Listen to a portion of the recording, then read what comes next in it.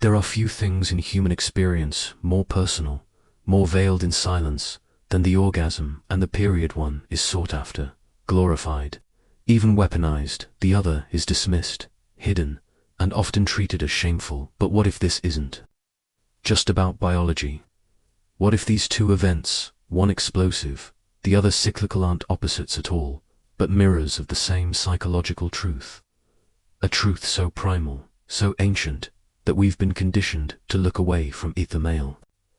Orgasm and the female menstrual cycle are among the most taboo subjects in modern discourse. They're whispered about in locker rooms, joked about in sitcoms, sterilized in health classes, and virtually absent from public philosophy. Yet they remain at the core of what it means to be human, both physically and symbolically. One is a release, the other a renewal. One comes with pleasure and a momentary dissolution of self, the other with blood and the symbolic loss of what could have been, a death and rebirth every month, and both are treated as if they belong in the shadows, behind closed doors, away from public consciousness. But why? The answer lies deeper than biology. It lies in our relationship with vulnerability, with cycles, with death and rebirth, and, ultimately, with the parts of ourselves we're too afraid to face. Carl Jung, one of the most profound thinkers of the 20th century, spoke often about the shadow, the parts of ourselves we repress, deny, or hide, not because they are evil, but because they are powerful. Because confronting them would mean confronting the full complexity of what we are. And what is more symbolic of our raw, unfiltered humanity than the mechanisms of creation, destruction, and renewal built into our bodies? In the male orgasm, we find a symbolic death, a moment of letting go, of surrender in French. It's called la petite mort, little death. The ego collapses, control is lost. It's a brief flicker of transcendence, but one often followed by guilt, shame, or silence, not because it's inherently shameful, but because our culture doesn't know what to do with such unfiltered vulnerability. The female period, on the other hand, is a rhythmic bleeding, a slow and painful shedding of what could have been. It is a loss that happens not once, but over and over again, an intimate encounter with death that leads paradoxically to renewal. In ancient times, menstruation was revered. It marked a connection to the moon, to nature, to creation. But in today's world, it's a nuisance, a source of embarrassment, something to be hidden or corrected. Both the orgasm and the period represent something society fears: loss of control, the body acting on its own terms. A reminder that underneath our masks of productivity and logic, we are still primal creatures, ruled by rhythms we cannot fully dominate, and so we make them taboo. We strip them of their symbolic power, isolate them as mere biological facts, and silence the voices that would dare to ask, what does this mean? What are we supposed to feel? But make no mistake, there is meaning here, deep archetypal meaning. The orgasm and the period are not merely functions, they are rituals of release, of transformation. One is sudden and explosive, the other slow and bleeding, but both are invitations to confront the self, to sit in the discomfort of vulnerability, to acknowledge that not all pain is pathological and not all pleasure is innocent. When society treats these processes as taboo, it's not just hiding biology, it's hiding the map to something older than civilization, the cycle of life and death that exists within each of us. Regardless of gender, this is where the journey begins. By daring to compare to seemingly unrelated phenomena, we uncover the architecture of the soul, a hidden design where loss is necessary for growth, where shedding is required for rebirth. Carl Jung didn't see the body and mind as separate. He believed that the patterns in our psyche reflect the patterns of nature, and if we listen closely, the orgasm and the period are not just bodily events. They are messages from the unconscious, symbols of something we've forgotten, but desperately need to remember, because until we stop treating these natural rhythms as shameful, until we face what they truly represent, we will remain disconnected, just from each other, but from ourselves.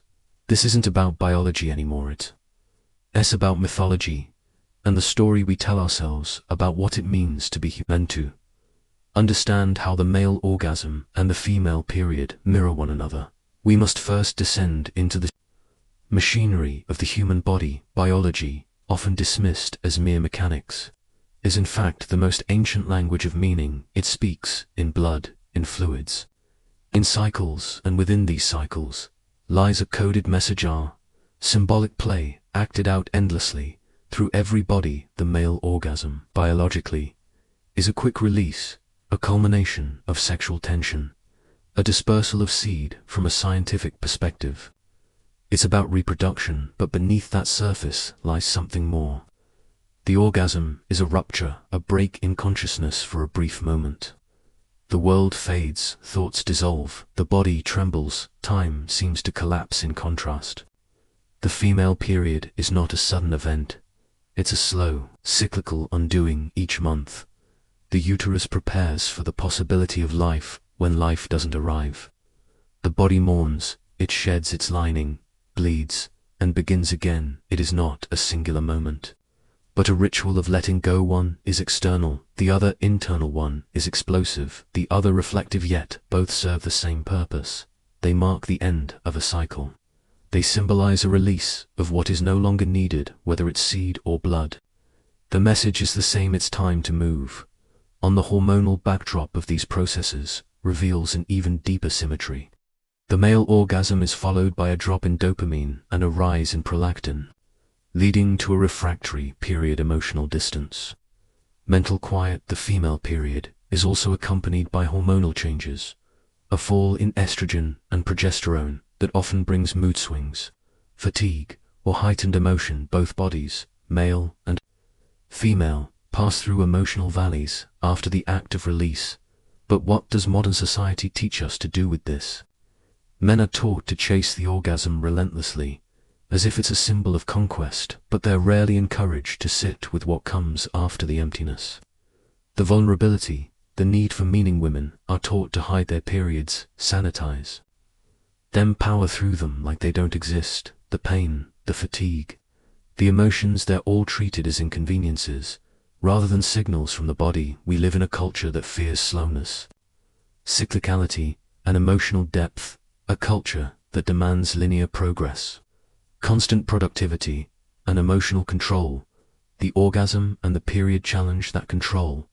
They are reminders that the body follows ancient laws, not capitalist schedules. Consider this: boys, when they first experience ejaculation, often do so in isolation. It's awkward, messy, and deeply private. They don't talk about it, they hide it. There's shame, confusion, even guilt. No one explains what it means beyond the mechanics. Girls, when they first menstruate, are often taught to be discreet, to hide the blood, to avoid talking about cramps or mood swings, to pretend nothing has changed. From the very beginning, we are trained to see these processes not as sacred, but as problems, not as thresholds of transformation, but as things to be silenced. And yet, ancient cultures knew otherwise. In indigenous traditions, men would undergo rituals that simulated bleeding. As a symbolic gesture of rebirth, some Native American tribes practiced the vision quest, a solo journey into the wilderness, often triggered by sexual abstinence and fasting, meant to induce a psychological death and rebirth. These rites mirrored what the female body did naturally. Women in many ancient societies had moon lodges, sacred spaces where they would retreat during menstruation to reflect, rest, and connect to the divine feminine. Their bleeding was not hidden, it was honored as a source of wisdom and power. Modernity erased these practices, turned the male orgasm into a transaction, and the female period into a nuisance. In doing so, it robbed us of the chance to see our bodies as portals, not just instruments. What if the male orgasm was treated as more than a climax? What if it was a chance to reflect on what you're holding on to and what you need to let go? What if the female period wasn't about masking discomfort, but about honoring a time for inward movement, emotional truth, and the wisdom of the body? This isn't fantasy, it's biology seen through the lens of meaning in the theater of life. Blood and seed are not props, they are central actors, and they don't perform randomly. They follow a script written by time, evolution, and mystery. Male body and the female body may play different roles, but they share the same underlying rhythm, one of tension, release, and restoration, one of holding on, and then letting go again and again, month after month, moment after moment. To ignore this is to live disconnected from the body, from emotion, from self-awareness, but to listen to truly listeners, to begin understanding that everything the body does is a metaphor for something deeper, a clue, a key, a language that speaks not just to biology, but to the soul. Carl Jung believed that we are not just individuals, we are living expressions of ancient stories. He called these stories archetypes, patterns of behavior and meaning that live deep in the collective unconscious. They shape the way we dream, love, fear, and even the way we bleed or release. And when it comes to creation and destruction, few bodily events are more archetypal than the female period and the male orgasm in Jung's eyes. These weren't just biological functions, they were symbols, portals into the deepest layers of the psyche. Let's start with the male orgasm, a burst of intensity, a release of energy, a momentary shattering of the self. It's often followed by silence, by detachment. In myth, this moment has always been connected to the idea of destruction, of surrendering one's power, even one's life force. In some ancient tales, gods die after sex, heroes fall asleep and never wake up. The orgasm is a death ritual, not in the morbid sense, but in this symbolic sense, a death of ego, a letting go. Jung called this the archetype of the sacrifice, the symbolic offering of oneself to something larger. The male orgasm, in this lens, is not about dominance, but about dissolution, a return to something primordial. In that return, whether acknowledged or not, leaves behind an emptiness that longs to be filled with meaning. Now consider the female menstrual cycle. Each month, the body builds up hope, thickens its walls, prepares for creation, and each month, when creation doesn't come, it must shed what it built. It bleeds, it begins again. This is the archetype of the womb, not just as a biological organ, but as a symbol of the eternal cycle, life, death, rebirth. Jung associated this with the great mother archetype, the one who births, nourishes, destroys, and renews. In ancient mythologies, goddesses like Isis, Kali, Demeter, and Inanna all represented this duality, the power to give life and the power to take it away. The female cycle is a living echo of those myths. It is a ritual of grief and growth, playing out in blood. Every single month Jung saw the anima and animus, the inner feminine and masculine aspects present in all people, as vital to psychological integration. For men, connecting to the anima means facing emotion, vulnerability, and cyclical wisdom. For women, embracing the animus involves assertion, logic, and purpose. But when a society suppresses either side, it breeds psychic imbalance, and that's exactly what we see today. World obsessed with linear achievement, with constant growth, with endless performance, has lost touch with the archetype of the cycle. It treats the orgasm as a goal to chase, not a mystery to explore. It treats the period as a problem to medicate, not a wisdom to honor. It has reduced these sacred archetypes to commodities, something to control, hide, or exploit. But the psyche doesn't forget. It still speaks in symbols. It still dreams in archetypes, and when we suppress those symbols in waking life, they return in shadow, form in depression, in addiction, in anxiety, in chronic dissatisfaction. Jung warned that whatever we repress doesn't disappear. It grows in the dark, and perhaps that's why we see so many men addicted to release, porn, pleasure, performance, yet spiritually empty, because they're chasing destruction without renewal. And perhaps that's why so many women suffer in silence, feeling their cycles as burdens, their emotions as flaws, because they live in a world that honors neither the womb nor the wound. But what if we remembered? What if we saw the male orgasm as more than a spark of pleasure, but a spiritual event, a shedding of ego, a return to the void? What if we saw the period not as a weakness, but as a ritual of emotional purification, a monthly descent into the underworld followed by rebirth. This isn't fantasy, it's psychology. Jung believed that healing, the process of individuation, requires us to reintegrate the forgotten symbols, to bring the shadow into the light, to find meaning in the patterns we've been trained to ignore in myth. The hero doesn't grow by avoiding the dark, he grows by entering the cave, by facing the monster, by descending into the unknown. The same is true of the psyche, and the male orgasm and the female period are not obstacles to that journey. They are part of it because, in the end, we are not machines, we are not data points, we are not productivity engines. We are mythological beings living out the same dramas that played out in caves, temples, and stars. Our bodies are not embarrassments, they are texts, and within them are written the most ancient truths: that creation requires destruction, that renewal requires bleeding, that to become whole, we must not deny the body but listen to it closely, because every drop of blood, every gasp of release, is a message from the unconscious, a whisper from the archetype, a chance to return to what we truly are. Shame is a language, not one we learn in words, but in looks, silences, punishments, and myths. It is carved into us before we know what language even is, and for most people, the first time they feel it is when their body begins to change. When boys first experience ejaculation, it often happens alone, unexpected, confusing. There is no ritual, no guidance, no reverence, just sticky sheets, a racing heart, and a silent agreement. Don't talk about it, not at the dinner table, not in public, not with your father. Just hide it and move on. When girls begin to bleed, it's no different. Maybe they get a whisper in a school bathroom, a sanitary pad slipped discreetly into a backpack. Maybe a mother gives a rushed explanation, maybe no one does, but the message is always the same. Keep it quiet, keep it clean, keep it invisibly.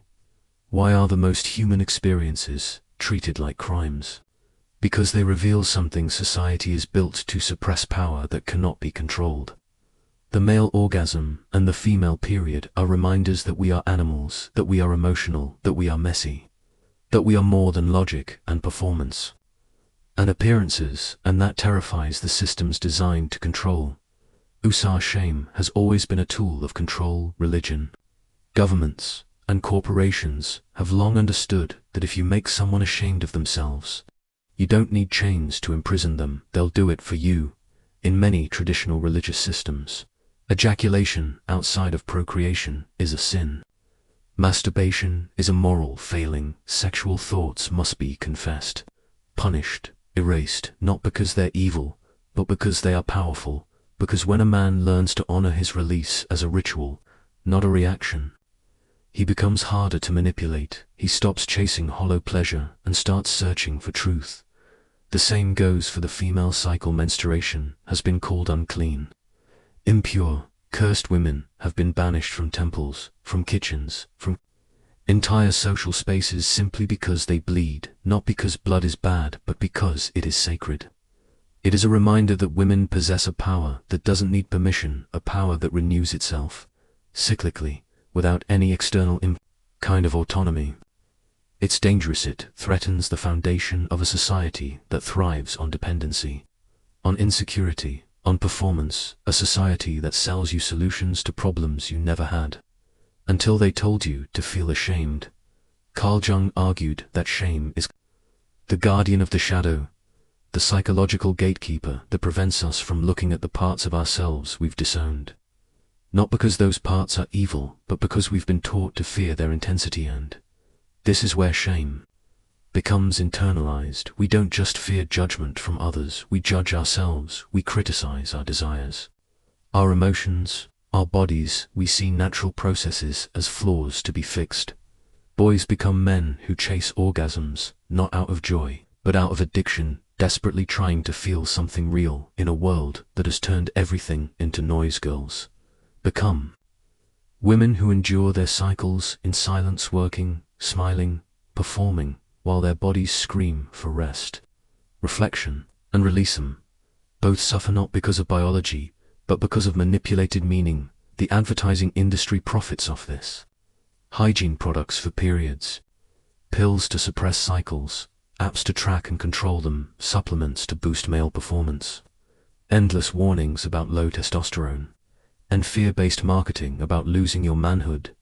These aren't neutral messages, they are narratives, and every narrative carries a moral. The moral is, you are broken unless you buy the solution, but the deeper truth. There is no brokenness, only disconnection from our bodies, from our emotions, from the ancient symbols that once guided us through pain and pleasure. Jung believed that the path to healing was through integration, not through denial. To become whole, we must confront the very things we're ashamed of, to look them in the eye, to ask, who told me this was wrong? Who benefits from my silence? Who profits from my insecurity? Because once you see it, you can't unsee it. To begin to understand that shame isn't natural. It's engineered, constructed, passed down like a virus, generation to generation, until no one even remembers where it came from. Only that it must be obeyed.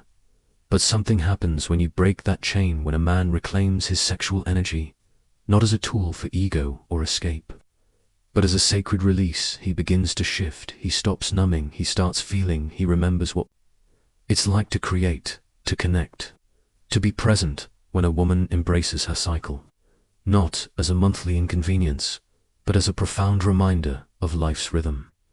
She starts listening to her body's wisdom, she steps out of the machine, she honors the blood, the emotion, the mystery, and when both realize they are not separate, that these processes are not in opposition, but in dialogue, something ancient awakens power, not the kind that dominates, the kind that knows, because true power isn't about control, it's about wholeness, and you cannot be whole if you are ashamed of yourself. So the next time you feel shame about your desires, your body, your feelings, pause and ask yourself, whose voice is that? Because if it's not your own, then it's time to write a new story, one where biology is not bondage, but a map back to yourself. Modern man is drowning in pleasure and starving for meaning. Never before in history has it been so easy for a man to experience orgasm. It takes a few clicks, a private screen, and a couple of minutes, no risk, no intimacy, no effort, and yet, in the middle of this abundance, men are more emotionally detached, more spiritually numb, and more confused than ever before. There's a paradox here that most are too afraid to confront. The more accessible the orgasm becomes, the less powerful it feels. What was once a sacred rite of connection has turned into a hollow transaction, a neurological glitch we exploit for momentary escape. Carl Jung saw this coming. He warned that the modern man was losing his myth, his symbolic compass, in place of rituals. We have routines in place of meaning. We have dopamine, and the male orgasm, stripped of symbolism, reduced to instant gratification, has become the perfect metaphor for this crisis. Because release without reflection is not freedom, it is fragmentation. Tribal cultures, masculinity was not defined by aggression or bravado, but by initiation. Young boys were taken away from the village, from their mothers, and placed into trials rituals that symbolically killed the child to birth the man. They were taught to see their energy, their strength, even their sexual power, as sacred, something to be contained, directed, and understood. Modern society offers no such initiation today. A boy's entry into manhood is often through pornography, through locker room jokes, through empty experiences with no emotional context. He learns that his worth is tied to performance, how many women he can attract, how often he can get off, how much he can dominate, but no one teaches him what to do with the emptiness afterward, because it always comes that quiet moment after the release, when the body goes still, the mind goes silent, and for a brief flicker of time, you feel nothing, not joy, not clarity, just a hollow echo, as if something left you, something important. That emptiness isn't weakness, it's a signal, it's the body telling the psyche, you gave something away but received nothing in return. Is the crisis of modern masculinity, the endless chase for stimulation without meaning, the compulsive need to escape emotion, the silent fear of introspection. Men are encouraged to release, but never to feel, to perform, but never to reflect, to conquer but never to understand.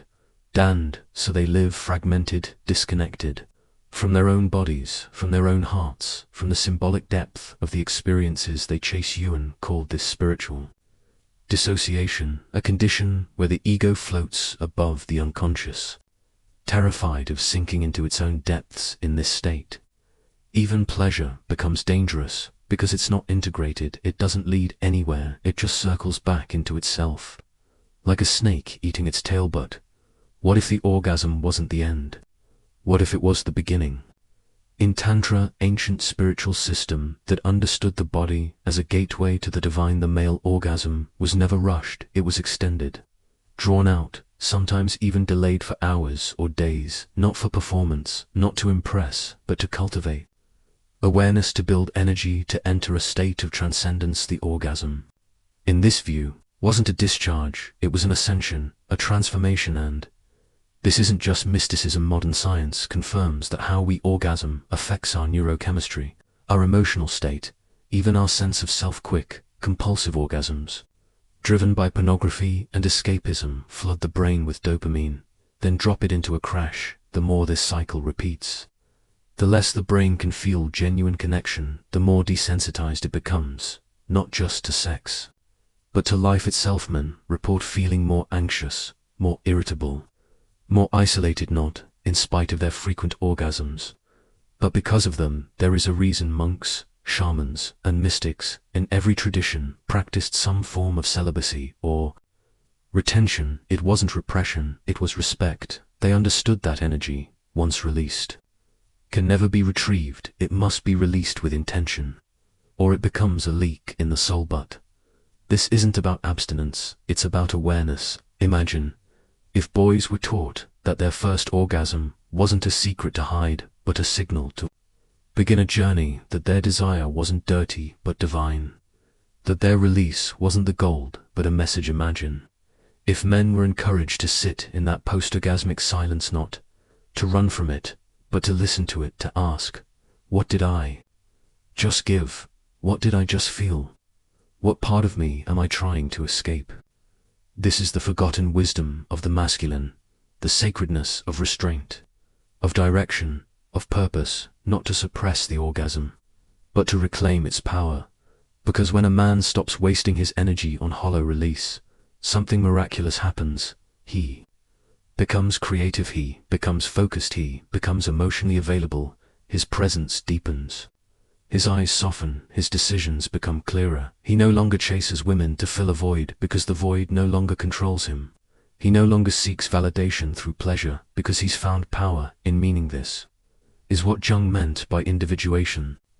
Process of becoming whole, of integrating the primal with the spiritual, of honoring the body without being enslaved by it. Modern masculinity doesn't need more aggression, it needs more depth, it needs men who are willing to face their inner emptiness with shame, but with curiosity, men who can see the orgasm not as a conquest, but as a moment of truth, men who are no longer afraid to feel deeply, to speak honestly, to live symbolically.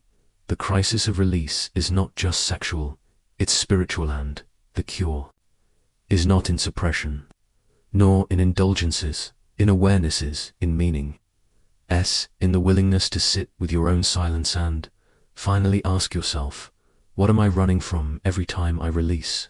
Because the answer to that question might just be the beginning of your rebirth, the forgotten wisdom of the feminine cycle. In a world obsessed with speed, productivity, and upward motion, the feminine cycle is a quiet rebellion. It does not move in straight lines, it moves in circles, in spirals, in rhythms ancient as the tides and distant as the moon. But in the modern age, this rhythm has been silenced, suppressed, or simply ignored. The menstrual cycle, once revered as sacred, is now treated like a flaw in the system, a nuisance to be managed, an inconvenience to be hidden. But it wasn't always this way. Ancient times, women who bled were seen as powerful, not in spite of their blood, but because of it. They were connected to something the rest of society could only sense in dreams. They moved with the moon, they ebbed and flowed, their bodies were maps of creation and destruction, living myths in Native American traditions. Menstruating women were given space to retreat, not as outcasts, but as seers. They entered the Moon Lodge, a space for reflection, dreams, and prophecy. They were closer to the spiritual realm, believed to receive messages from the unconscious. In many African and Eastern cultures, the menstrual cycle was tied to agriculture, seasons, and fertility rites. A woman's bleeding was not hidden, it was honored, but patriarchy couldn't tolerate that. Society shifted toward masculine dominance, toward conquest, control, and competition.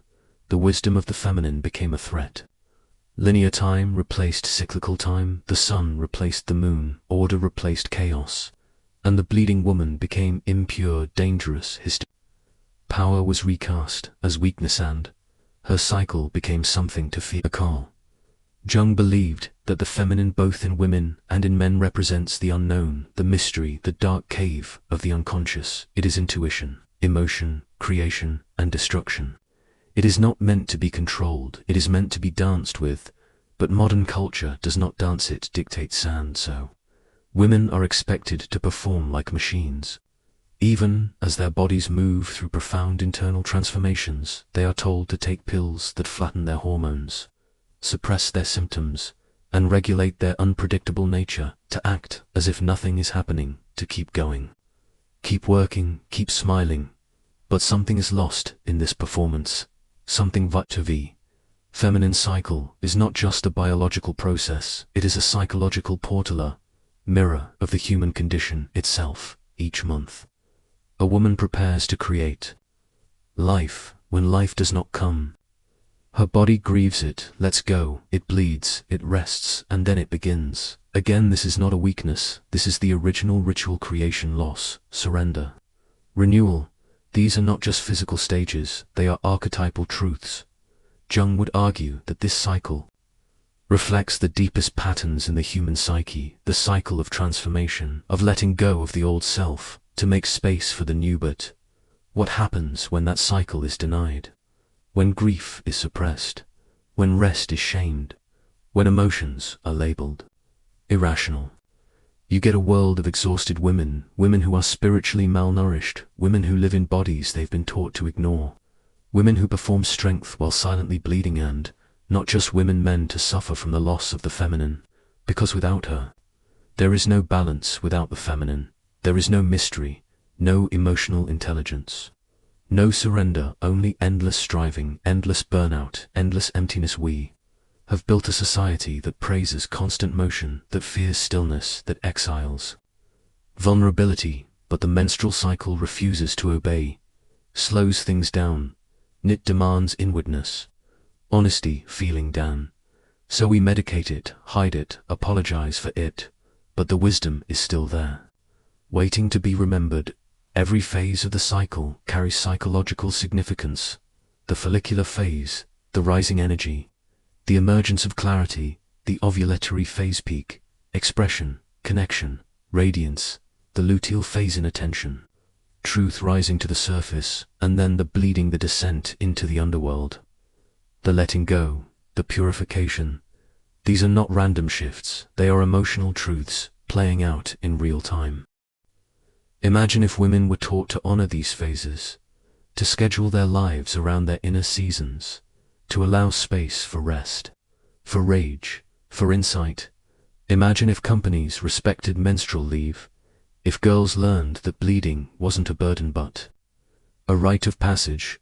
The feminine cycle is not something to conquer, it is something to listen to, because it carries the very wisdom that modernity has lost. The wisdom that rest is productive, that death is not failure, that feeling is power. Carl Jung believed that integration, the path to psychological wholeness, requires embracing both masculine and feminine principles, not just in gender, but in the soul, the logic and the mystery, the light and the dark, the sun and the moon. And the menstrual cycle is moonlight made flesh. To reject it is to reject an essential part of the human story, because even if you do not bleed, the cycle lives in you, in your moods, your dreams, your creative process, in the way you start things and abandon them. In the way you love and grieve and try again, the feminine is not optional, it is foundational, and it is time to remember her, not through slogans, not through shallow empowerment, but through deep reverence. The period is not shameful, it is sacred, is not a pause in life. It is life, and until we learn to honor that truth, not just in women, but in everyone, we will remain stuck in a world that confuses performance with purpose. But when we remember the wisdom of the cycle, we begin to return to ourselves. What if everything we've been taught to separate masculine and feminine, orgasm and period, logic and emotion, were never meant to be opposites? What if the split itself was the illusion? Carl Jung believed that the journey toward wholeness wasn't about choosing one side of ourselves over the other, but about integration, not masculine versus feminine, but masculine and feminine within all of us, regardless of gender. This final phase of the journey demands honesty, not only with the world, but with ourselves, because what we exile doesn't disappear, it waits, it festers, it shapes our choices from the shadows. Men suppress the softness within their capacity to feel, to surrender, to nurture. They often chase dominance to fill the void. They seek control, not because they're strong, but because they fear being seen as weak. And when women are forced to suppress their cycles, their intuition, their emotional truth, they often adopt a performative masculinity, believing they must outwork, outperform, outharden everyone to be taken seriously. Both are wearing masks, both are bleeding inside. The orgasm and the period, in this light, are not just biological endpoints, they're emotional portals, invitations to reconnect with what has been forgotten. Male orgasm is a pica collapse, a death, an ego shattering, but if approached consciously, it can become a moment of profound surrender, a shedding of false power, a temporary death of identity. The female period is not just the shedding of blood, it is a ritual of rebirth, a letting go of what could have been a space for mourning, but also for wisdom, for grounding, for truth. What if both are expressions of the same psychological principle? That to be human is to cycle, to release, to lose, to begin again. What Jung called the self, the totality of who we are, is only reached when we embrace the parts of us we've been taught to hide.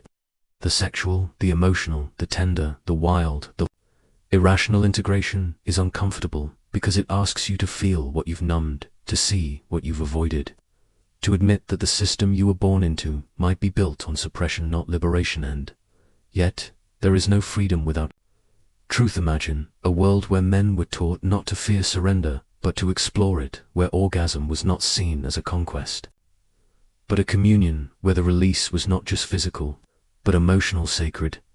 Imagine a world where women were not forced to function in linear patterns, but allowed to move in rhythms, where the period was not shameful, but sacred, a time for rest, reflection, power. Imagine a culture that didn't split the psyche in two but honored its wholeness. That is not utopia, that is integration, and it begins not in institutions, but in individuals, in you. When you begin to notice your cycles, emotional, psychological, hormonally, start to reclaim what was lost, you begin to see that what you called weakness may in fact be wisdom, that what you called irrational may be Male orgasm and the female period are mirrors to expressions of the human capacity to let go. One is explosive, one is internal.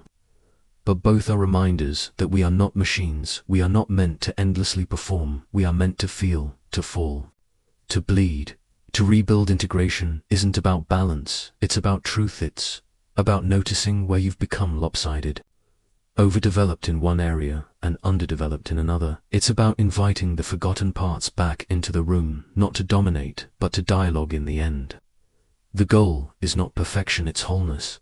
Because when we stop dividing ourselves into male and female, light and dark, mind and body, we begin to heal, not just individually but as a society. Because the world doesn't just need stronger men or more empowered women, needs integrated humans. Humans who can orgasm and cry, humans who can bleed and still rise, humans who no longer fear the sacred, who no longer run from their own depth, and who are finally ready to return home to themselves. The beginning of this journey We asked a question that felt absurd on the surface.